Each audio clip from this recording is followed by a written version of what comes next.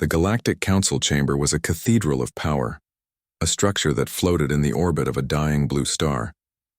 Its walls shimmered with alien symbols and colors unknown to Earth, glowing with the light of 1,000 species. In the center, under the gaze of billions across the galaxy, stood a single human. His name was Ambassador Reed. His voice, calm and steady, echoed through the vast dome as hundreds of alien eyes watched him from every direction. He stood on a circular platform suspended over a void of light. Around him, alien representatives floated in pods, their bodies glittering, pulsing, or coiling in strange motions. Some breathed through water-filled chambers, others radiated with heat or sound. They were the rulers of countless worlds, beings who had seen entire civilizations rise and fall, yet none of them had ever faced a species quite like humanity. Earth stands accused of planetary eradication, announced the Council Arbiter, a being of light and crystal whose voice resonated directly into every mind. You will explain your actions, human. How does your world justify the destruction of Thalnar Prime?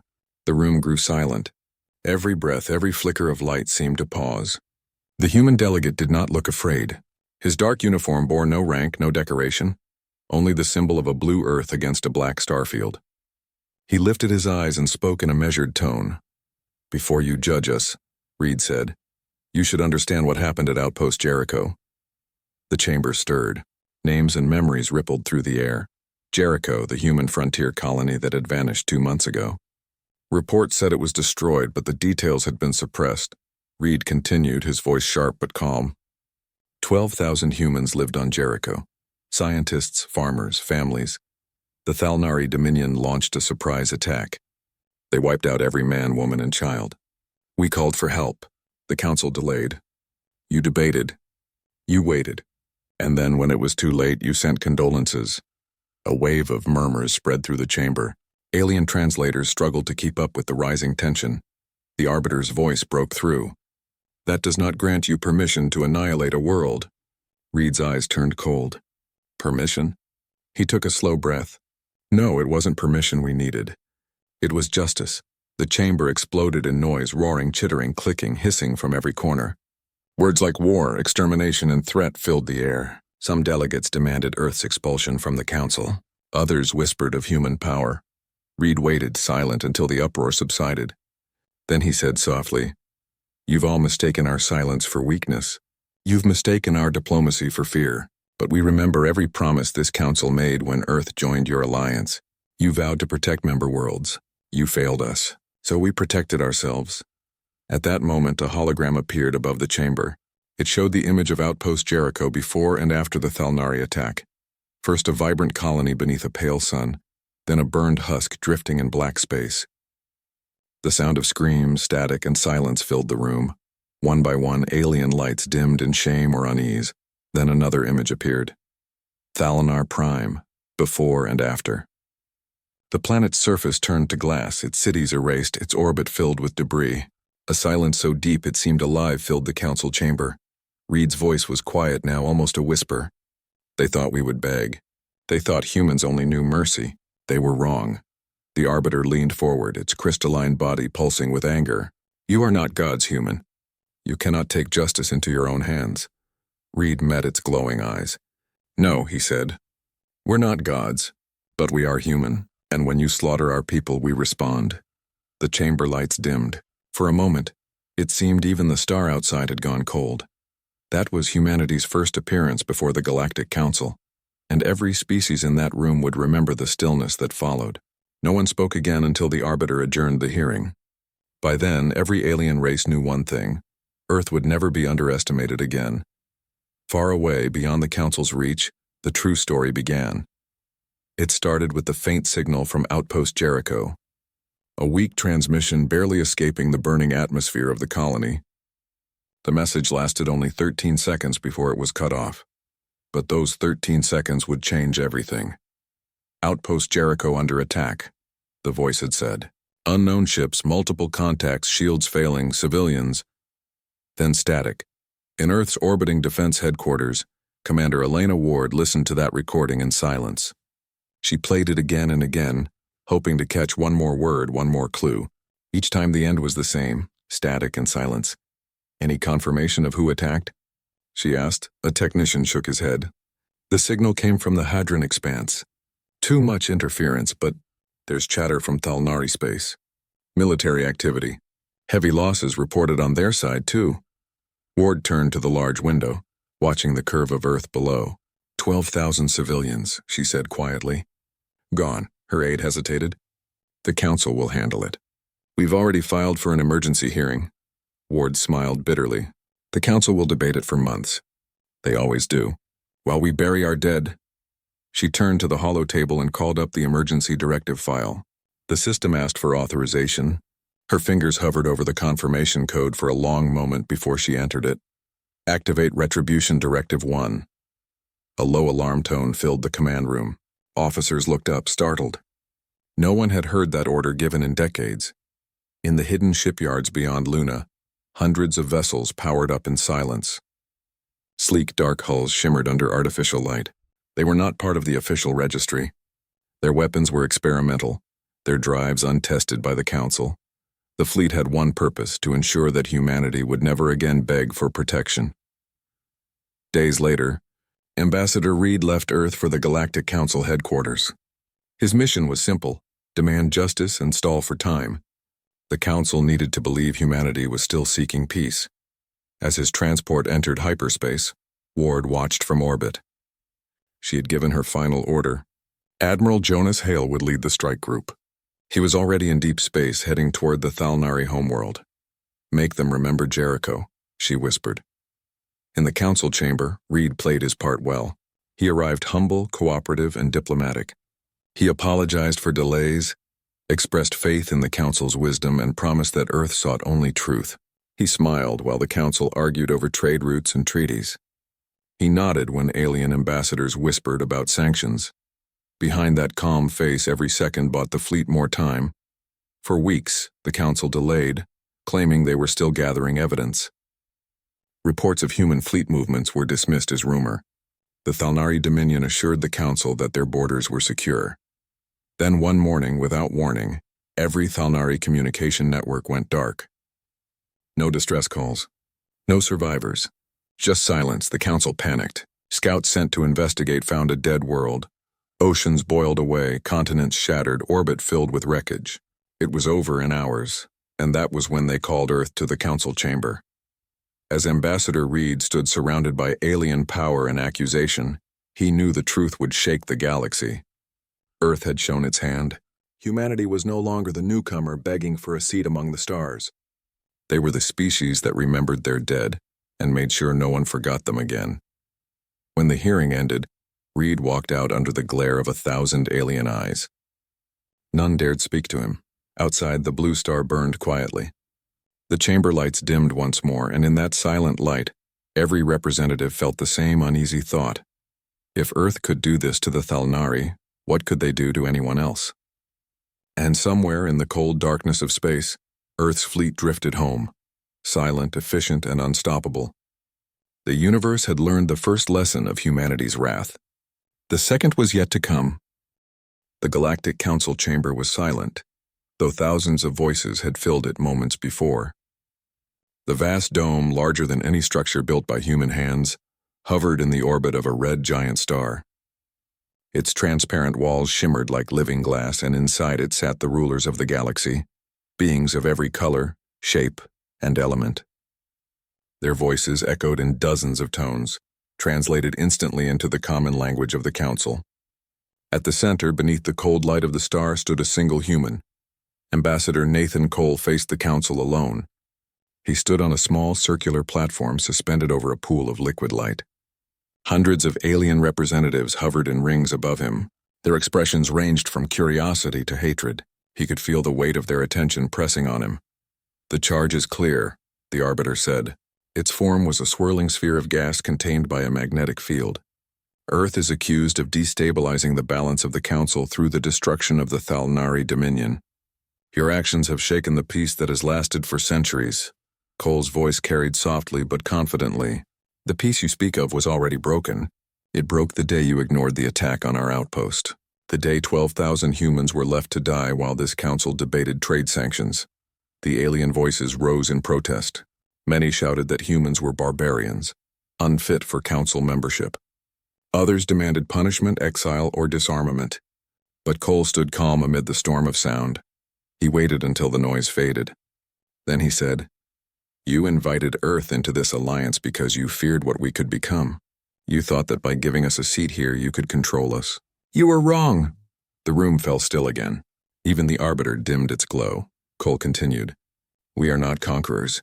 We are survivors, and survival to us is sacred.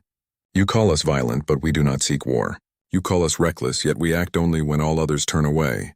Tell me, Arbiter, which is worse, the hand that strikes or the one that watches and does nothing?" The question hung heavy in the chamber. The Arbiter's form flickered, its voice colder now. "You speak as though humanity is innocent." "Innocent?" Cole's lips curved into a faint smile. "No, we are not innocent. But we learn fast. That is what makes you afraid." For a long moment no one spoke. Then the council dismissed him for deliberation. Cole turned and walked down the silver bridge leading out of the chamber, his reflection following him in the glowing floor. As the massive doors sealed behind him, the sound of whispers spread through the hall. Beyond the chamber walls, far from the council's supervision, Earth's true plan unfolded. In the deep orbit of Saturn, hidden within the shadows of its rings, the Earth Defense Fleet gathered in silence. Massive carriers drifted among the ice and rock, their hulls reflecting the pale light of the sun. Each ship was covered in black plating designed to absorb light and energy signatures. They were ghosts, invisible even to the Council's surveillance network. Admiral Isaac Ward stood on the command deck of the carrier Resolute, watching as the fleet completed formation. 200 warships, Earth's entire strike capability, waited for his command. "The Council's still arguing," his second officer said. "Ambassador Cole's buying us time." Ward nodded slowly. "How long until the operation window closes?" 3 days, sir. After that, the Council's scanners will detect the fleet." Ward turned to the tactical display where a red dot blinked in the center of a holographic map. It marked the location of the Iraq system, home to the Thalnari Dominion's largest weapons foundry. Though their homeworld was gone, their military remnants still lingered. Admirals who refused to surrender, fleets hiding in asteroid belts, whispers of vengeance against Earth. 3 days, Ward repeated. "That's enough." In the command center, officers spoke in quiet tones. No one raised their voice. The tension was too heavy. They all knew what was at stake. Ward walked to the observation window, looking out at the black expanse. He had fought in the Jericho campaign. He had seen the colony's remains firsthand, bodies frozen in space, children's drawings floating among the debris. The memory burned behind his eyes. He had promised himself then that no human world would ever face that again. On Earth, meanwhile, the mood was changing. News of the Council's hearing had spread to the public. Some feared the galaxy would turn against them. Others stood proudly behind their government, believing humanity had shown strength no one could ignore. In the United Nations command tower, political leaders met with scientists and military strategists. The goal was clear: prepare Earth for isolation. Dr. Ilara Grant, a physicist from the Lunar Research Division, presented her findings to the Council of Nations. "Our newest reactor technology can sustain planetary defense grids for 20 years without resupply. We are self-sufficient now. We do not need the Galactic Council's trade routes." One of the delegates leaned forward. "Are you suggesting we cut ourselves off?" "I'm saying we already have," she replied. "The Council will never trust us again, so we must ensure we don't need them." Her words carried the same quiet confidence that had marked every step of Earth's rise. Humanity had learned too much too fast. They were no longer students in a galactic classroom. They were something else entirely. Back at the Galactic Council headquarters, Ambassador Cole waited in his private chamber. A small communication device flickered on the table before him. It displayed a single encrypted message. "Phase 2 initiated," it read. "Proceed as planned." Cole closed his eyes for a moment, then exhaled. The operation had begun. That night, across the galaxy, the Iraq system went dark. It started with a sudden pulse of radiation, strong enough to blind sensors across multiple sectors. When visibility returned, the system's defense network was gone. Their orbital platforms had vanished, erased by precise kinetic impacts. Seconds later, Earth's fleet dropped from hyperspace. Their arrival was silent and immediate. No communication, no declaration. Only action. Admiral Ward watched the planet below on the tactical display. Target the shipyards. Leave no survivors. Yes, sir, came the reply.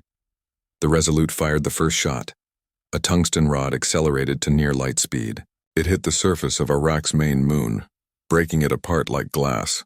The shockwave tore through nearby facilities, igniting fuel reserves and detonating weapon caches. In orbit, Thalnari vessels scrambled to respond. Their commanders shouted orders, but their systems failed to lock on. Earth's stealth technology rendered them blind. Within minutes, the Thalnari fleet was gone, vaporized, their wreckage scattering across the void. Ward stood silent, his face unreadable as the destruction unfolded. When the battle was over, the Arak system was gone. No signals, no survivors, only dust. Transmission ready, his officer said. Ward nodded. Send it. A single message was transmitted to the Galactic Council's central relay. Arak system neutralized. Human losses none.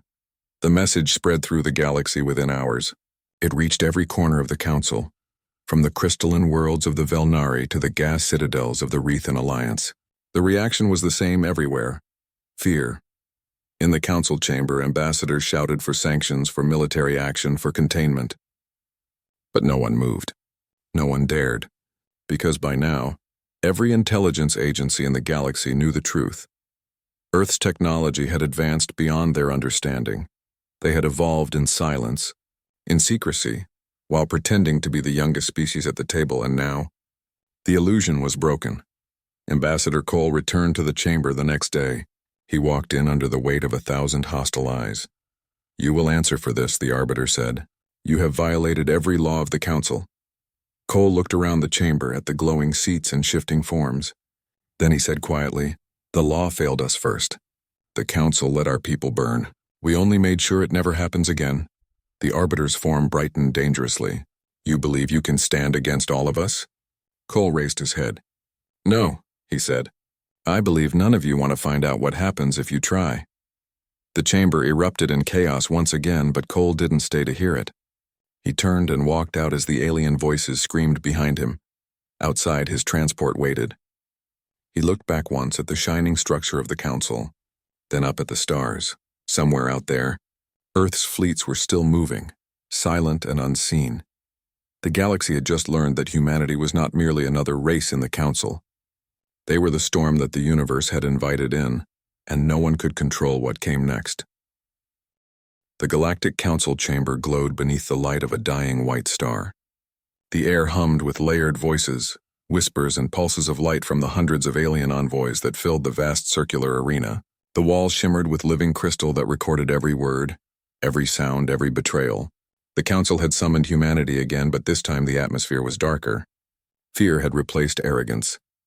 At the center of the chamber stood Captain Daniel Ross, the man sent from Earth to represent the planet that now terrified the galaxy. He stood tall, wearing a simple black suit with no insignia. Behind him floated the holographic seal of Earth, blue and white, glowing faintly. Around him hovered creatures of every imaginable kind, liquid beings, crystalline forms, scaled and feathered shapes. The combined power of thousands of worlds stared down at one man, Captain Ross. The Arbiter's deep voice resonated through the chamber. You will explain why another star system has been destroyed by human forces. The Arak system was neutralized without warning, without cause. Entire colonies have vanished. Ross looked up, his expression calm but unreadable. There was cause, he said. His voice was quiet, but it carried steady as steel. The Arak system built the weapons that killed our people on Jericho. We erased the machines that made that possible. Gasps and murmurs filled the chamber. The representatives turned their gaze from the Arbiter to the man who dared to speak to them as an equal. The Arbiter's glow brightened, flickering like lightning. You speak of erasure as though it is justice. What you call defense, others call extinction. Ross stepped forward, closer to the edge of the platform. You think we enjoy this? You think Earth wants to destroy? We came here to live among the stars, not to burn them. But when one of your own species murders our civilians and you do nothing, what choice do you leave us? The chamber rippled with unease. Even those who hated humanity hesitated. Ross could feel it, doubt spreading like a shadow across their glowing faces. You misunderstand your place here, said a new voice. It came from a being that floated beside the Arbiter, a member of the Council Guard, one of the galaxy's oldest species, with skin that shimmered like glass and eyes that reflected stars. Humanity is new. You are fragile. You cannot dictate the laws of peace. Ross looked straight at the creature. Then perhaps your laws need rewriting. The chamber exploded with outrage. Lights flared, translators stuttered, voices overlapped. The Arbiter called for silence, its booming voice shaking the air. Enough, the Council will deliberate. You may leave, Captain Ross. Ross gave a slight nod and turned. The bridge of light that connected his platform to the outer ring extended slowly, step by step, as if hesitating to let him go. Every alien eye followed him as he crossed. They watched the human leave with the same unease that one might feel watching a storm retreat, knowing it could return stronger. Outside the chamber, Ross entered his transport, a sleek diplomatic shuttle cloaked in a faint blue field. As it departed from the Council station, the stars ahead shimmered in silence. He activated the secure channel to Earth. Transmission line secure, said the ship's AI. Ross spoke quietly. The Council won't stop us. They're afraid. Proceed with Phase 3. Far across the void, Admiral Mara Holt stood on the bridge of the human flagship Titan's Spear. Around her, hundreds of ships drifted in dark formation, invisible to scanners. Each one carried weapons that even the Council hadn't yet named. Signal confirmed, the communications officer said. Phase 3 authorized. Holt looked through the viewport at the distant blue-green planet that orbited the twin suns ahead. Target confirmed? She asked. Confirmed, the officer said. The Velaran Syndicate. They supplied the Thalnari with targeting data for the Jericho attack. The Admiral nodded slowly. Begin the strike. The human fleet moved without sound. No energy trails, no warnings. Their weapons were mass drivers and gravitic lances, technologies that shattered space itself when fired. One by one, the cities of the Velaran Syndicate vanished. The bombardment lasted 6 minutes. When it ended, the fleet disappeared back into the void, leaving behind nothing but silence and dust. News reached the Council within hours. For the third time in as many months, a member world was gone. The galaxy trembled. Species that had once mocked humans now began to send secret envoys, hoping to sign treaties of non-aggression. The balance of power had shifted, and everyone could feel it. Back on Earth, deep beneath the oceans, the Defense Command met in a chamber carved into the rock. Holographic displays filled the room, showing every corner of known space. Admiral Holt's image appeared on the screen. The operation was successful, she reported. No human casualties.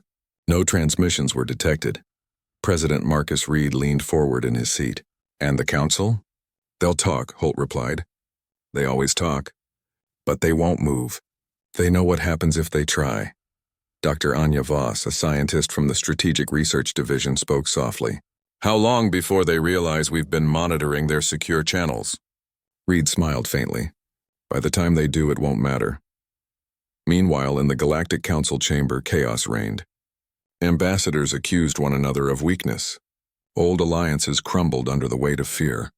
The Arbiter tried to restore order, but the structure of unity that had lasted for millennia was cracking. The humans are out of control, one representative shouted. They must be contained before they destroy another world. Contained? Another voice snapped. Do you suggest war against Earth? You've seen what they can do. You'll doom us all. The Arbiter's form dimmed as it spoke. The humans believe they are beyond consequence. Perhaps it is time they remembered they are still mortal. Yet even as the Council debated, hidden transmissions whispered between member worlds. Some sought to ally with Earth secretly. Others began arming for war. The galaxy was dividing, and humanity had become the storm at its center. Captain Ross returned to Earth weeks later. He landed on a small airstrip in the North Atlantic, where the sea met black cliffs. Waiting for him was Admiral Holt. The two exchanged no greetings, only a silent understanding. They're afraid, Ross said. The Council is falling apart, Holt nodded. Then it's working. Fear keeps them from uniting. Ross looked toward the dark horizon. But for how long? Holt said nothing. The wind carried the distant hum of engines and the low sound of waves breaking against the shore. Later that night, in a high orbit around Earth, the fleet gathered once more. They had returned from war without celebration, without ceremony. Humanity had not fought for glory. It had fought to send a message. Admiral Holt watched the stars from the bridge of her ship. We built these fleets to defend our people, she said quietly. But every victory feels like another step away from who we were. Ross's voice came through the comm channel. You're not wrong, but survival isn't always clean. We just have to make sure it means something. Below them, Earth glowed quietly, blue and peaceful, as if unaware of the fear its name now inspired among the stars. Back at the council, the Arbiter convened a final emergency session. Its light flickered weakly as it addressed the assembly. The human species has demonstrated power beyond known limits. We must decide whether they remain a member of this council or face judgment. The debate that followed lasted for hours, but deep down everyone in that chamber knew the truth. Humanity had crossed a line no one dared approach. They were no longer simply part of the galactic community. They were now the force that defined it. As the session ended, the Arbiter stared into the void beyond the chamber walls. Its voice dropped to a whisper. The humans believe they've won, it said. But when power grows too fast, it consumes even its own. No one answered. Outside, the stars continued to burn, ancient and indifferent. But somewhere among them, on a small blue planet that had once been ignored, a new power had risen. One that would not bow, would not forget, and would never stop. The galaxy had learned to fear Earth. But fear was only the beginning. The chamber of the Galactic Council was vast beyond comprehension. A city could have fit beneath its towering dome of crystal and light. Stars shimmered across the ceiling like living constellations, while the floor pulsed with energy drawn from the heart of a dying sun. Around the circular arena, hundreds of platforms floated, each occupied by a delegate representing one of the 1,000 civilizations that bowed to the Council's authority. At the center stood a small, lonely podium made of polished silver. Upon it, surrounded by endless alien eyes, stood humanity's first representative, Ambassador Elena Ward. Her presence seemed insignificant among the galaxy's titans, yet her gaze was steady, her posture calm. She looked more like a teacher, addressing a classroom than a diplomat confronting the most powerful force in existence. The Council's Arbiter, a towering being of light and shadow, spoke first. Species 3489, designation, Humanity.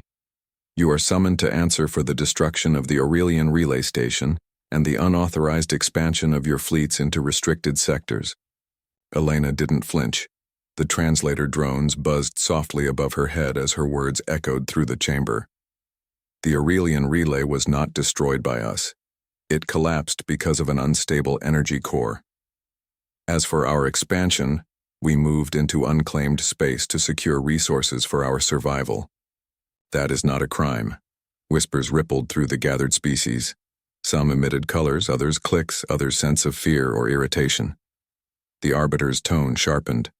Every sector belongs to the Council. You entered it without permission. You disregarded the laws that govern the stars. Elena raised her chin. With respect, your laws were written before we arrived among those stars. You cannot punish us for surviving where no one else dared to go. A low hum filled the room, a sound of irritation from thousands of throats. One alien, scaled in gold, leaned forward from its platform. Humans speak as if they own the void. You are infants playing with fire. You build ships from scrap and dare to lecture the ancients? Elena turned her gaze toward it. Infants grow up, sometimes faster than expected. The silence that followed felt heavier than gravity. The Council had never been challenged like this, not by a species so young. The Arbiter's light dimmed slightly. Humanity's insolence is noted. If you continue to expand, sanctions will follow. Trade, travel, communication, all will be severed.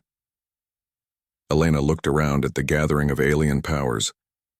Then you'll cut off one of the fastest growing economies in the Outer Rim.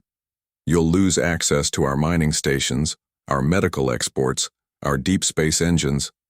Are you sure you want that? Her words struck harder than any weapon. Every delegate in the room knew what humanity had done in a few short decades, terraforming dead worlds, building colonies in black space, developing technologies the Council couldn't yet understand. The young species had risen too quickly, and that frightened them. The Arbiter said nothing. Elena stepped closer to the microphone. You called this meeting to put us in our place. But maybe the question you should be asking is why your fleets can't match ours anymore. why your ships are buying human drive cores, why your colonies are hiring human engineers. You're not afraid of what we've done. You're afraid of what we might become. A roar filled the chamber. Voices collided, languages clashed, lights flared. Chaos rippled through the council as the young ambassador stood alone, unmoved. The arbiter called for silence, but the uproar continued until the chamber lights dimmed and gravity pulsed, forcing every delegate still. Enough, the arbiter said. The council will deliberate. Elena nodded slightly, then turned and walked away from the podium.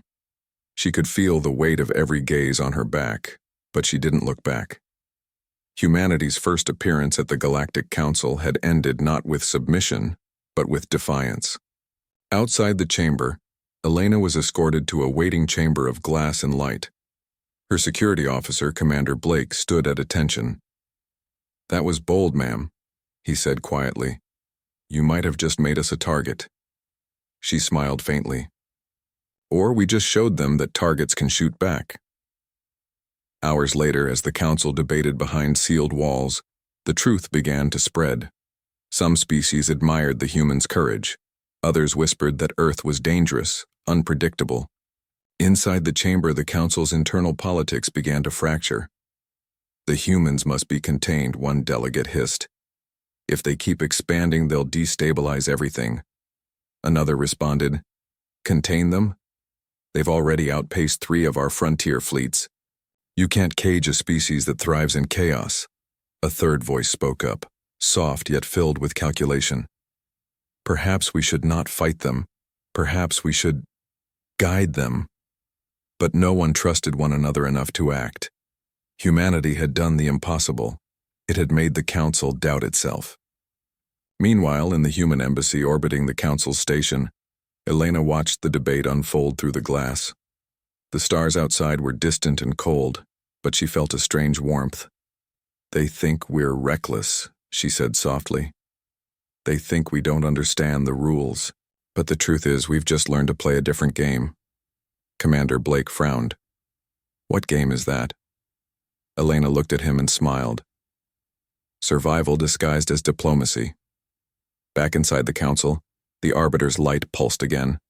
The humans claimed the Aurelian relay collapse was an accident, yet the pattern of destruction suggests controlled detonation. "That's impossible," said a counselor of mist and sound. "Their ships are primitive compared to ours." "Primitive," the arbiter said, "does not mean harmless." The discussion went on for hours, then days. Every world had its own opinion. Every empire had its own fear. Some saw opportunity, others saw doom. But across the stars, one thing became clear. Humanity was no longer a minor species. They had become a political force, and their influence was spreading faster than any law could stop. Elena's communication terminal blinked. A secure message came from Earth. "Proceed to next phase. Project Horizon authorized." She closed the message without expression. Blake noticed. "Orders?" "Just instructions to keep talking," she said. "Talking," she nodded. "That's what they expect. While they argue, we act."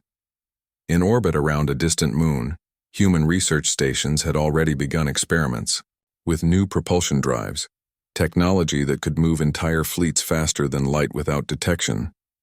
The Council didn't know it yet, but Earth's ships were preparing to travel beyond the mapped regions, into places even the ancients had never gone.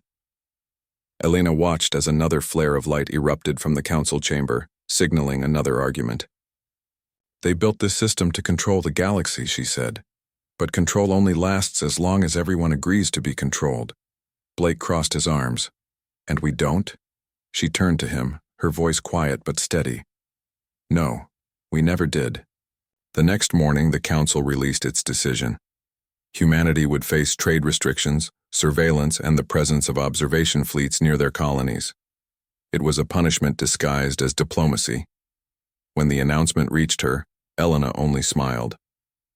"They think this will stop us, but all they've done is tell every other species where to find us and what we can do."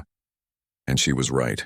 Within weeks, envoys from smaller civilizations began to contact Earth secretly, seeking alliances, technology exchanges, and protection.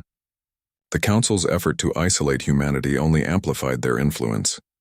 Back on Earth, the first orbital shipyards were expanding, building vessels larger and faster than anything before. The colonies had begun to speak with one voice, united by the belief that the galaxy's old powers were trembling. Far away, the Arbiter stood before the empty council chamber, its light dimmed. "They learn too fast," it murmured. "We should have kept them grounded when we had the chance." But it was too late. In the dark silence between stars, a human fleet drifted, engines cold and signatures masked. Their course was unknown to anyone but their commanders. Humanity had faced the Council and walked away unbroken. And somewhere, among the endless points of light, the rest of the galaxy began to understand. Earth was no longer just a new voice in the Council. It was the voice that would one day change everything. The Galactic Council chamber was silent when the humans entered again. Every species in the hall had come to see it happen, to witness the conclusion of what had begun months ago, when a single human stood before the Council and refused to bow. Now the chamber was different. The walls shimmered with dark red light, the air heavy with unease. A single human delegation walked into the center. At their front was Ambassador Elena Ward, her expression calm, her hands clasped behind her back. Behind her were a dozen officers in black uniforms bearing the insignia of Earth's Defense Command. Across from her stood the Council's Arbiter, its form tall and shifting like liquid light. "Ambassador Ward," it said, its voice echoing through the hall. "You stand before this council to answer for the destruction of the Kareth world. Entire cities burned, the population extinguished. Do you deny this act?" Elena looked straight at it. "No, we don't deny it." A roar of sound exploded through the chamber. Delegates shouted in dozens of languages. Lights flared and security drones swarmed into position. The Arbiter's form brightened until the air itself seemed to crack. "You admit genocide?" Elena's voice was steady. "We admit response. The Kareth attacked our outpost at Vega 9. They slaughtered 100,000 civilians. They broadcast it to the galaxy as a warning to others. We responded." "You responded," the Arbiter repeated, its tone sharp, "by eradicating a world." "Yes," she said quietly. "We warned them what would happen if they ever struck Earth or her colonies. They thought we were bluffing. They were wrong." The council chamber went still again. Some delegates leaned back in disbelief. Others whispered. A few nodded slowly. Elena stepped forward, her boots echoing against the polished floor. "You call yourselves the guardians of civilization, but when the Kareth bombed our cities, you said it was a local matter. When our outpost was destroyed, you debated for weeks. You wanted to investigate. We buried our dead."